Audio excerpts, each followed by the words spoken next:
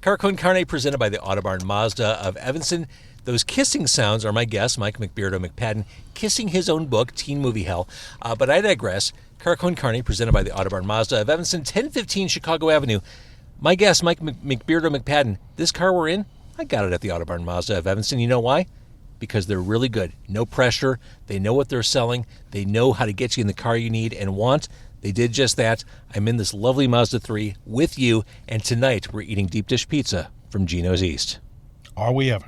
Great car. Are we ever? It's Car Con Carne. Let's eat in the car. It's Car Con Carne. And now here's the star of our show, James Van Alstyne.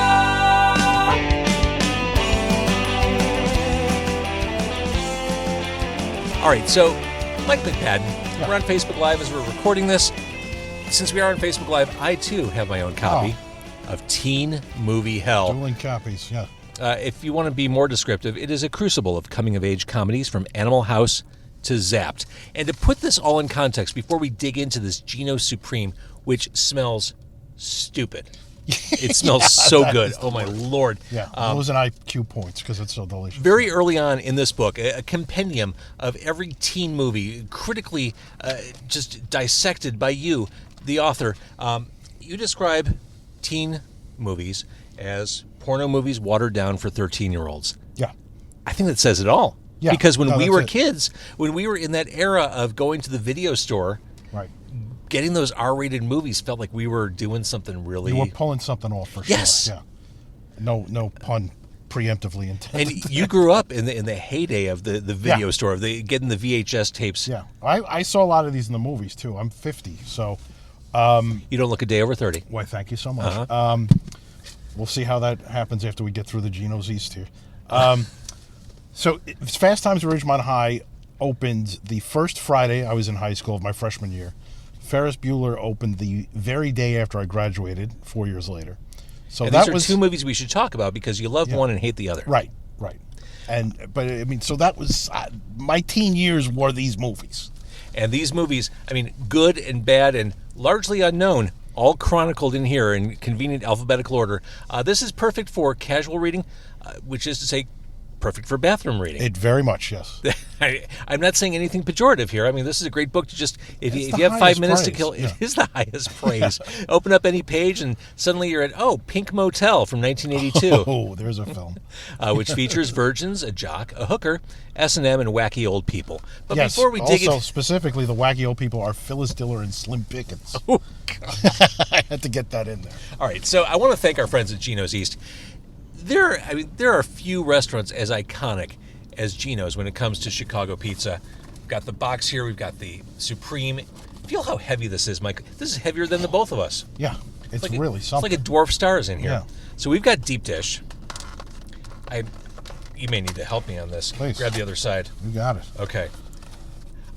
We didn't get plates, did we? Oh no. Okay, we're going. This will be an adventure. Oh, sorry, I'm animal. going to whack you We're in the going face. full animal.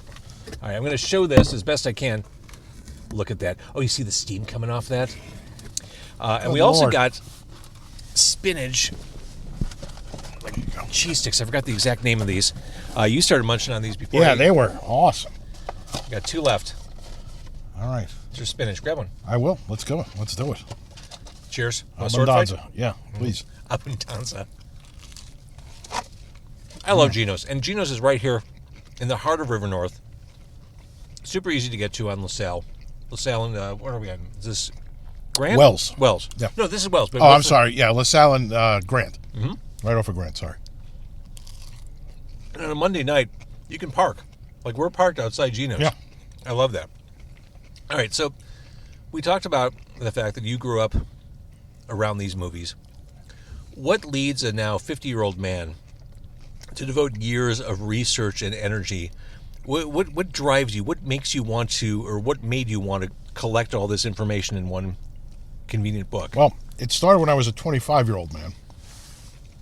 In 1994, that's when I first had the idea for this book. I grew up, I'm a huge fan of movie compendiums from the Leonard Maltin TV movies through the Danny Peary's cult movie books, which were hugely influential on me, Michael Weldon's Psychotronics. So any kind of book that reviews a whole bunch of movies, and especially if, there's like the Ebert books, which are great, but they're just general, but especially if they're focused. So this is a genre that, my teen years were defined by these films. They were like made for me, and they were about teenagers very much unlike me, because they seem to be enjoying themselves.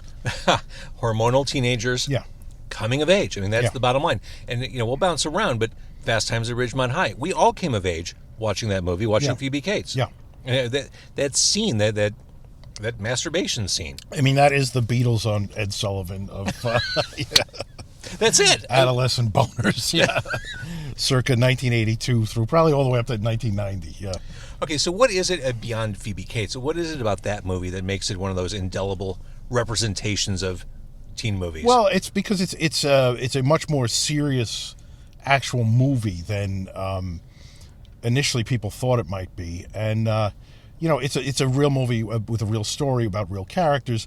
Also, very sympathetic to the female characters, much more so than Porky's or anything else, which was just about guys looking at naked girls. But however, it does have naked girls for you to look at. But there's a richness to it. It's based on Cameron Crowe's nonfiction novel when he went undercover at age 22 and posed as a senior in a California high school for a year. The book is great. I've never read the book. It's very hard to find it. He pulled it from the market. It costs $150 on Amazon. Nope. And the reason he pulled it from the market was Ratner, the character Rat in the movie, if who you remember was the nerdy guy who dates Jennifer Jason Leigh. The real life guy was terribly hurt when the book came out because Cameron Crowe had been his best friend. Got it. And suddenly, like, everything was a lie. betrayal. Yeah, it was a complete betrayal, and and it was turned into this comic novel. So that guy, however, went on to invent the For Dummies book series. So he did okay. He can Things cry. turned around. He can cry in his pile of cash and take comfort in that. I want to say hi to Pat, who's watching. Also Dana, who says, "Have fun, Deuterinos." That's us. Oh, just that is popping us. by to say hola, which is Spanish for hello. Let's eat some pizza. This is all right. This is going to be a trip. This is one of those moments when I regret doing Facebook Live because Good Lord, now we're in a Mazda 3. Yeah. Actually, I want to thank the Autobarn Mazda of Evanston who've been letting me drive their new Mazda CX-9 or a new Mazda CX-9. I chose not to drive it today because I was afraid of exactly what we're about to do. I was going to say you would end up owning any car that Right. they lent to you for this. So a lot of these movies hinge on like gross food scenes. So Give me an example. Animal House with Belushi. Oh, sure, of snorting course. the Jello up and creating the zit. Oh, yeah. Spitting out the mashed potatoes, which then of course leads to the food fight, which we will not recreate. So, Abundanza 2. That is great. My heavens. It's the sausage. It's the full patty sausage, not that's crumbled. Can you see it? Yeah. Yeah, that's Astounding. that is a beautiful thing. I read somewhere someone said people in Chicago don't actually eat deep dish. Not true. No, I don't think I that's true. love Yeah. deep dish pizza. I mean, I'm from Brooklyn, so I have, my first love is my first love. But this has been a welcome addition to my culinary experience. My 16 years this week that I've been in Chicago. Still have a little East Coast accent. I do. going on. Yeah. That's never going away, is it? No. Did you dress like that on purpose? Yeah. What- This is. Why? Well, the keyboard scarf is an homage to Fast Times at Ridgemont High. Robert Romanus as Mike Damone, the scalper, wears the scarf. And the gold satin jacket just sort of makes it. Yeah, it really brings it just- together. It evokes the era, I think so. Dennis Buckley says, "Don't stain those piano keys, Mike." I do my best. I love Dennis. Dennis is the greatest. Everyone knows Dennis Buckley. Yes. All right, I'm dripping. You got to keep things level. Just Okay. Pro We'll try. tip. Yeah. All right, so as good as Fast Times is, you have no love for Ferris Bueller, which is I almost don't. it's almost like a sacred cow It is. for Generation X. Particularly in Chicago when I Yes, moved for there. sure. And that I get. It's certainly the as a love letter to Chicago, it's certainly effective. As a hateful depiction of humanity at its worst, it's also very effective. The character of Ferris repulsed me. I'll never forget, I went to see it in the middle of the day in Manhattan, like right after I graduated high school. I had a couple of days, nothing to do, no summer job yet. Went to see it, and I was sitting there, and like, I hated him so much. There's one point where he's complaining about his life, and he has this computer. He goes, "I wanted a car for my birthday. My parents got me a computer." And this was at a time when a computer cost as much as a car. And I'm sitting there, like shaking my popcorn. I'm like, "You brat! You spoiled twat." And and that carried on throughout the movie. So I've always hated it. I was always a big loudmouth about hating it. Now, unfortunately, for my own ego, it seems like the rest of the world has caught up. Does it? Because there are thousands of think pieces about Ferris Bueller's his white male privilege, his classism, all of which I agree with. But I will say, so I was 17 years old at this time. I'm listening to the Butthole Surfers, the Meat Men, Fear, the most offensive punk rock bands. I'm watching nothing but like Italian cannibal films. And that's a pretty limited genre. I mean, you weren't that busy. I beg to differ, sir. Well, I like Nazi exploitation movies, like the Ilsa film. It's like, this was my entertainment. Sam Kinison I was obsessed with. And I was offended by Ferris Bueller and his day off. So That's amazing. And, well, talking about how things have come around, in our now woke culture, that's what the kids say, in our woke culture, a book like this seems almost dangerous to put out, a celebration of these movies. Yeah. In the modern era where For sure, yeah. sensitivity is heightened. Yeah. You're talking about TNA movies aimed at children. Yes. And in particular male children, and in particular in a very leering way at the female character. That's it. I mean, this is like cover-to-cover exploitation examples. So, this occurred to me. The book was supposed to come out last year, and I had sent it into the publisher. We were getting ready to do the major edits right when the Harvey Weinstein scandal broke, and the Me Too movement cropped up after that. And I said, oh boy, I'm in trouble. And again, I had been working on this in one form or another for decades at this point. It almost came out in 1999 under St. Martin's Press, but the division of that division, they shut it down and it didn't happen. So I put it on the back burner. I said, I can't do this. And I called my publisher. I said, please kill the book. I'll give you back your advance, whatever it is. So he said, no, I won't kill it, but I will put it in the deep freeze. And then Thanksgiving morning of 17? Yes. Something popped in my head and said, Schmuck, you know all these brilliant female film writers. Why don't you have them contribute to the book? And I jumped up out of bed. I was wondering. And I did that, yeah. So give me an example. Like, who are... So Kat Ellinger, who writes for the British Film Institute, has published a number of books, has a couple of podcasts. One is called Hell's Bells. She is the publisher of Diabolique magazine in England. She lives in England. I had her write the intro it's called the Ellinger Code, and it's a history of boundary-pushing comedies from the Silence on through the Hayes Production Code, and it puts comedy, offensive comedy, in a specific context, positively. So that was one. Kayla Janice, who's a genius. And Kat, by the way, describes this genre of films as for outsiders. This is an outsider. That's what it is, yeah.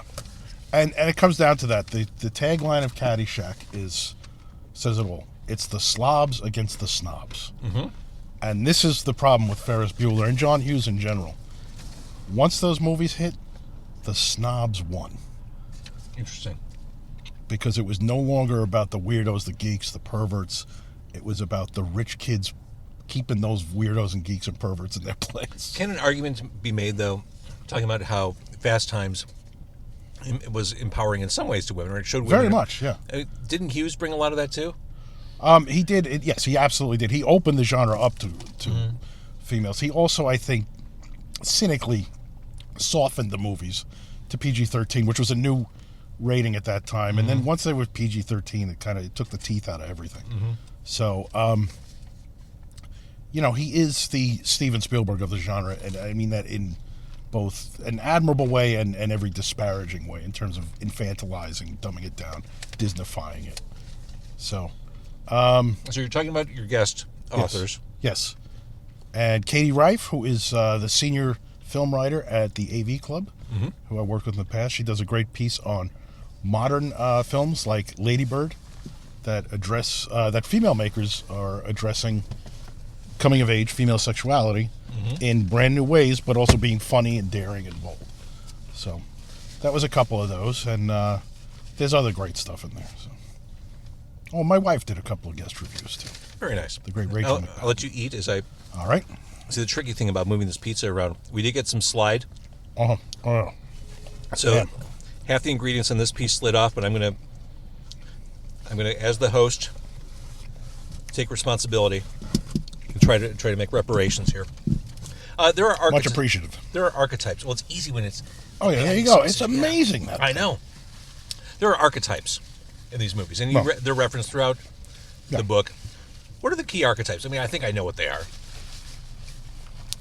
Nerd, jock, cheerleader, fascistic authority figure, usually a principal. Dean Wormer in Animal House, being the granddaddy. Chronic masturbator. Is that really an archetype? Excuse me? It occurs in a number of films. Big fat party animal, really being the one. So that defines these movies more. The nerd and the big fat party animal are really it. And then and then the virgin, the lonely virgin.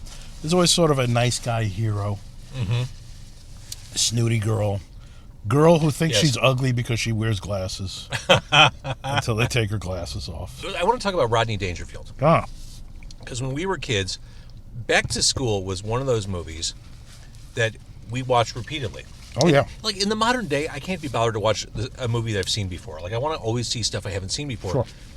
But back then, man, he was so funny. And I think time has kind of The funniest guy, yeah.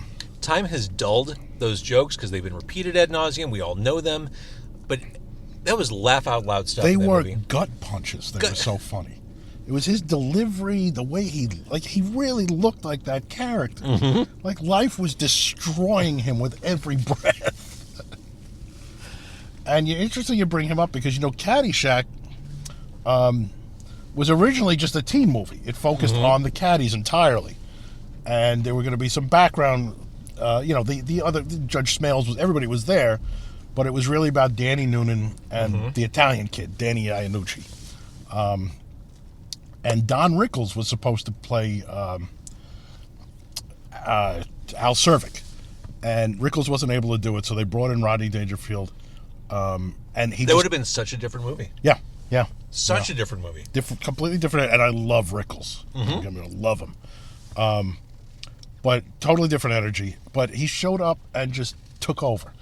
And everybody stopped what they were doing anytime, and they just let him improvise, too. Hal Ramis, first-time director, did not know what he was doing. So this force of nature showed up, and then it really became Rodney's movie. And then it was about the four old guys, after that. So Easy Money, underrated? A masterpiece. A masterpiece. I really think that is one of the funniest movies and terribly underrated. A great movie set on Staten Island. I grew up in Brooklyn, so I'm very familiar with Staten Island, and just tremendously funny. And I wish more people knew about it. Rodney Dangerfield and Joe Pesci. Nonstop. Tom Noonan is one of their pals, the guy who was like the Grim Reaper in the Arnold Schwarzenegger, the last action hero movie, and just hilariously funny. I want to say again, thanks to Gino's East, this pizza This is delicious. I know. You know what it is? Like, it's sweet. Yes, very much. The sauce has a sweetness to it. The crust is delicious, and really that round of sausage is what makes it's it wild. The round, flat sausage. Yeah. It's so good, and I like it so much. I'm going to wear it home. Yeah. Oh no, no need to bag it up. I'm wearing this home. Sausage. We were talking as we were waiting for our food. I don't think I realized until I read your book, Teen Movie Hell, available right now. I don't think I realized there were 4 Revenge of the Nerds movies. I think most of us stopped after 1 or 2. Yeah, I punched out after 1 because the second one was rated PG-13. Revenge of the Nerds 2, Nerds in Paradise. Mm-hmm. And then the next two were Fox TV movies, the sequels, Revenge of the Nerds. Oh, so they never made it to... No, Okay. they didn't play theaters. That makes sense. Yeah. Mm-hmm. And Anthony Edwards punched out. He does a cameo in Revenge of the Nerds 2. But at that point, he had ER, so he was He was pretty good. Yeah. Tell me about the Breakfast Club. It's considered another sacred cow. It's yeah. I mean, it got a Criterion collection release a couple of years ago. Another movie that kind of offended me growing up, but I understand why people love it, and I do think there are moving moments in it. Particularly, Anthony Michael Hall's performance, I think, is very believable. And I think Judd Nelson does a good job. I think the character is so insulting. Because I always felt like, well, here's like this, the guy, the rich kid from the suburbs, John Hughes, and he creates this this noble, savage, working class anti-hero that's going to come in and expose everybody. And it's like, oh, get over yourself, please. I grew up with meatheads like Bender. They're worse idiots than the rich kids, and I couldn't stand them either. So. I remember as a kid, my biggest problem with the movie, Molly Ringwald was set up to be the hot girl. Right. I thought Ali Sheedy was way hotter. She's a very beautiful, and of course, and something else I reacted to is, it's always about like this.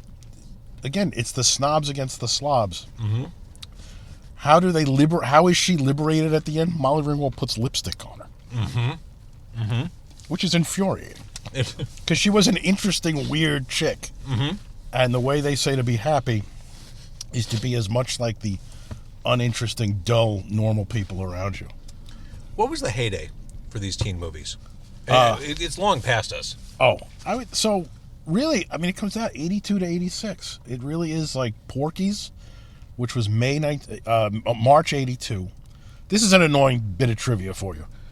Porky's is listed on IMDb as 1981 because they ran one test screening in November 81. It officially came out nationwide in March 82. But because it's on IMDb as 81, I have to list it as 81, knowing it's incorrect. That's bullshit. Yes, it really Also is. have a full mouth. So, but Porky's came out of nowhere, massive hit, monster hit, and then really, I think, it wraps up with Ferris Bueller, and what did this in more than anything, PG-13 was one element, but it was the availability of hardcore pornography to teenage boys because of home video. Was it? I don't remember that. Yeah, by the second half of the 80s, it was very easy to get porno tapes if you were in high school because you could dub them, you could trade them.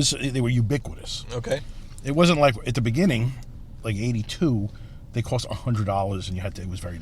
Well, and back in those days, there'd be like closed circuit TV you could subscribe to, and you'd try to watch. Oh, the wobble, yes, yeah. Try to scientifically find the right coordinate, to get that in there. Exactly. So I'm going to stop the Facebook Live in a second for no other reason than I want you to be able to eat and not be self-conscious about it. Right. But the podcast will continue. Okay. Car Con Carne is presented by the Autobarn Mazda of Evanston, 1015 Chicago Avenue. I want to thank Pat and Angelique, who just chimed in.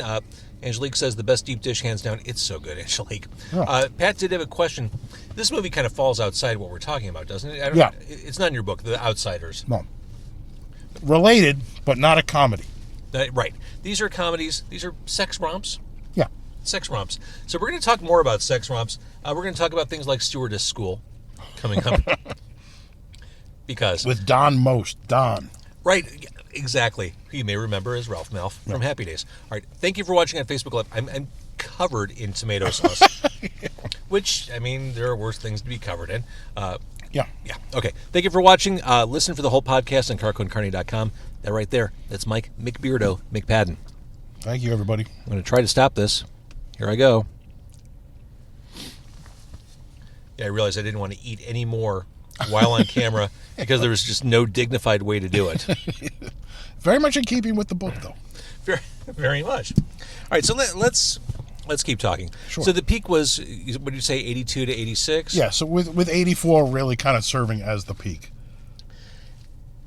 Are any of these being made now, maybe one or two a year? Like every now and then I'll see like a red band trailer for something along these lines. there was last year, there was the movie Blockers, Right. which was an interesting twist on it because it focused on the parents of the teen girls Right. behaving badly. I'm going to let you take both those, by the way. Oh, I'll have one. That's good. Thank you. Good luck separating them. Thank you. Uh-huh. All right. Method to that madness. Hey, yeah. Yeah, I mean, there certainly are. There was the big revival in the late 90s, which actually started with Varsity Blues and then peaked with American Pie, which is like the 21st century Porkies. Mm-hmm. And there were a lot of movies, but a lot of them were PG-13. A lot of them were rom-coms. And some of them were very good teen movies. She's All That, 10 Things I Hate. They're cute teen movies. Probably up till Mean Girls and whatever that was, 2004. Forgot about that. 2005. And then they sort of went by the wayside. But a lot of stuff, if these movies are being made in any form now, and I don't believe they are, it's so below the radar. Right. So far from even like red box releases that I don't even know. One of my favorite movies from that era in the 80s, and I got the sense reading your book, you liked it too, is The Sure Thing. That's a great movie, yeah. It's a it's a homage, semi-remake of It Happened One Night with Claudette Colbert and Clark Gable. And, I mean, it's John Cusack and Daphne Zuniga, college students who don't like each other, forced to travel cross-country. Mm-hmm. She's going to meet her dull fiancé.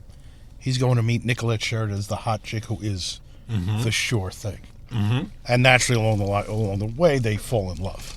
But very funny, very full of surprises, and inventive and sweet all the way. Going back to this idea of porno movies watered down for 13-year-olds, let's go through some titles here. Movies that I didn't watch, but you nobly watched because you didn't want the rest of us to have to watch them. She's 19 and Ready.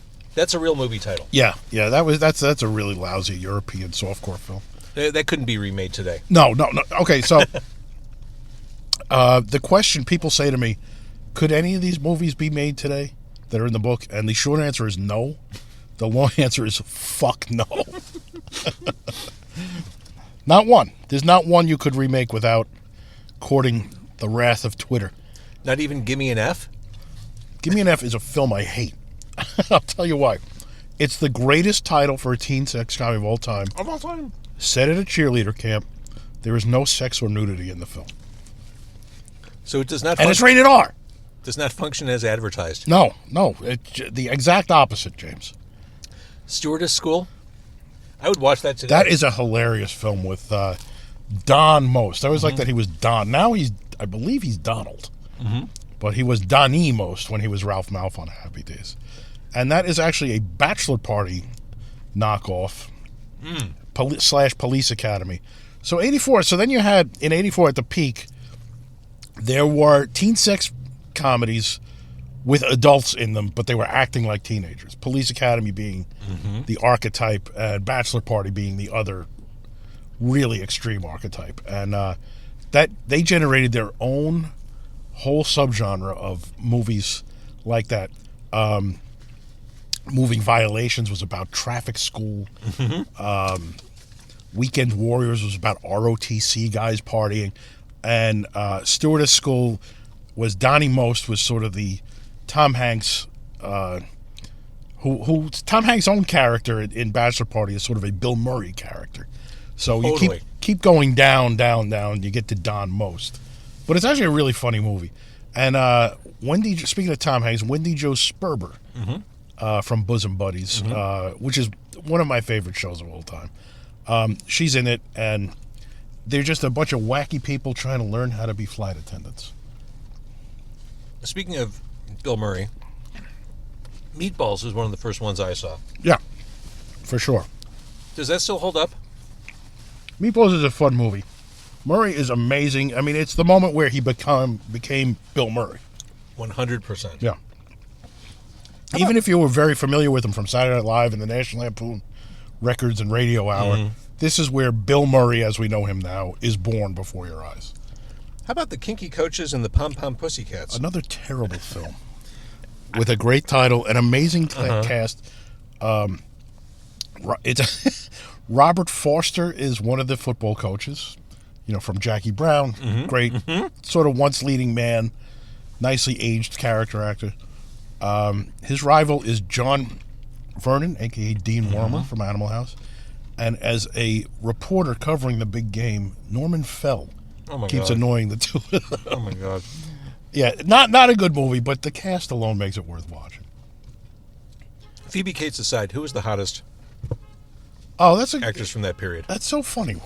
I like an actress named Corinne Bohrer, who was in, she played a Valley Girl in a lot of movies. Not Valley Girl, though, ironically. And she never did a nude scene until 1988 in the HBO golf movie Dead Solid Perfect with Randy Quaid. But she was in like Surf 2 Zapped, which is a film I love, and The Beach Girls, and kept that bikini on, but she's very lovely. Mm-hmm. How much research did you have to do? I know you've seen all these movies. Yeah. How much time did considerable. I worked on this for 3 years. How happy was your wife that you were doing this? Well, Rachel is a funny lady, and we have similar tastes, and she was cool with it. She watched a lot of them with me, and especially like the wild stuff that I discovered. Mm-hmm. We watched some of those together, and it was a great bonding experience for my or any marriage. So, all right. So the book, teen movie. I'm holding it up like we're still on camera. Yeah, please. A crucible of coming-of-age comedies from Animal House to the aforementioned Zapped. I'm just going to do what I would do if I were in the restroom, having some quiet time. I'm going to grab a couple more movie titles and let you riff before I send you on your way. By the way, there are some good keywords that you can rely on here. High, summer, spring, camp, school. Yeah. 6 Swedes on a campus. Oh, that's a fun movie. That's also a European softcore film. Followed by a sequel, 6 Swedes on a gas pump. You're making that up. I'm not. It gets reviewed in there. It's also, but it's better known as High Test Girls in the United States. And then there's Snowballing. That's a film I hate. Again, the second greatest title in teen sex comedy. Right? It's like PG. It's about as vulgar as it like gets. A Christian film. I was like, what's going on here? That is about as vulgar a name as you can come up with in this book. Bunch of college kids go to a ski lodge, snowballing. No sex. That's just wrong. Up the Creek, I remember that one. Yeah, good movie. This one features a big fat party animal, a nerd, Yeah. sorority, of course, that's a major. Yeah, the fraternity sorority. Uh-huh. The Up the Creek was sort of the calculated, when you're talking about 84 being the peak year, this was like we were going to try to build the perfect teen sex comedy. So the hero is Tim Matheson, who was Otter in Animal House. Yeah. Oh, yeah. The big fat party animal is Stephen Furst, who was Flounder in Animal House. And their pal is Dan Monahan, who is Pee-wee, the hero of Porky's. And they go on a whitewater rafting competition. Yep. Intercollegiate. All right, Mr. East Coast, Rock and Roll High School. Oh, I mean, one of the greatest things that ever happened in front of a movie camera. The Ramones, PJ Souls, who I fell in love with movie after movie. Yeah.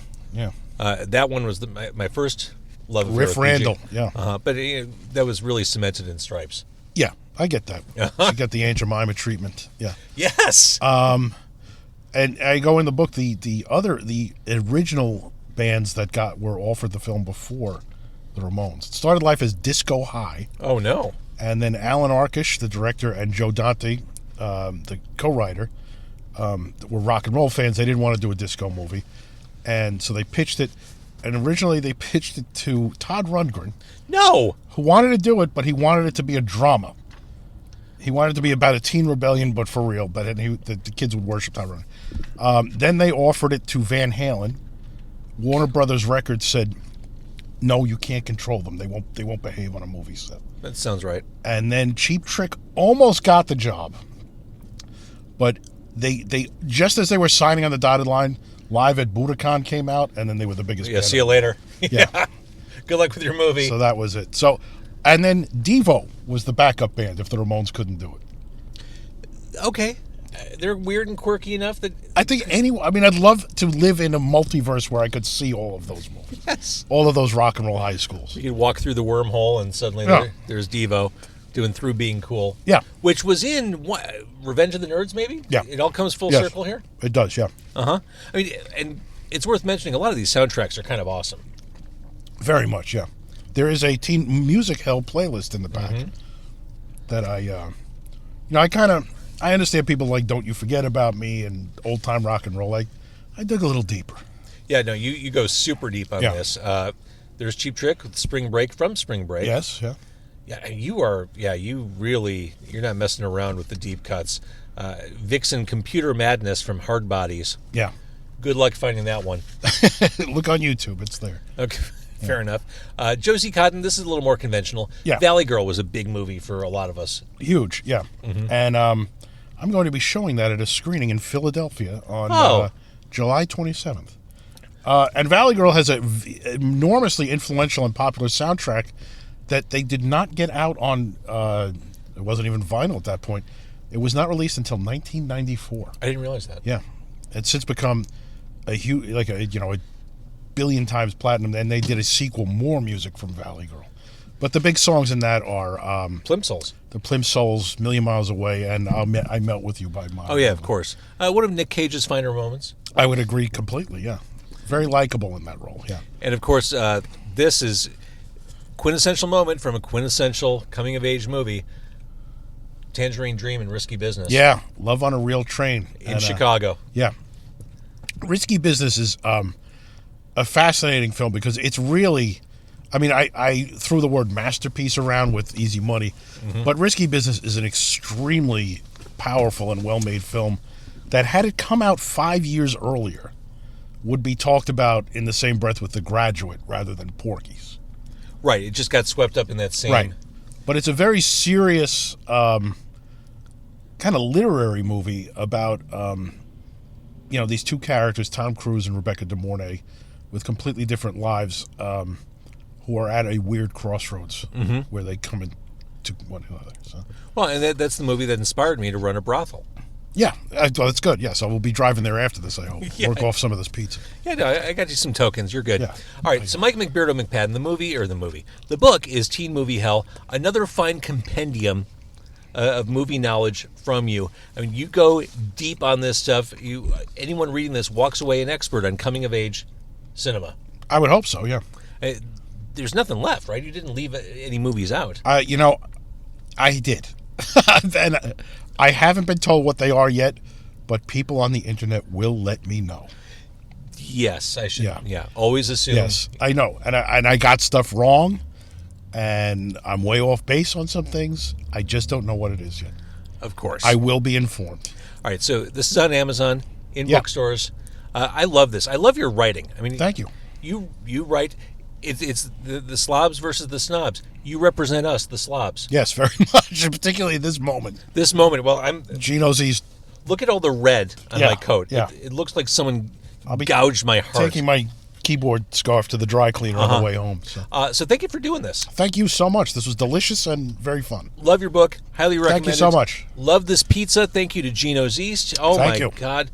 You can take the remaining piece as a keepsake souvenir of your I'll time take at it. Carcon. Thanks. I won't say no. It's just easier. I secretly want it. It's easier if Right. I give it to you. And I also want to thank the Autobahn Mazda of Evanston for lovingly presenting Car Con Carne week after week. If you like what you heard, if you like Mike McPadden, and who wouldn't, you'd have to be a robot not to, please tell a friend about this podcast, carconcarne.com. Thank you for listening.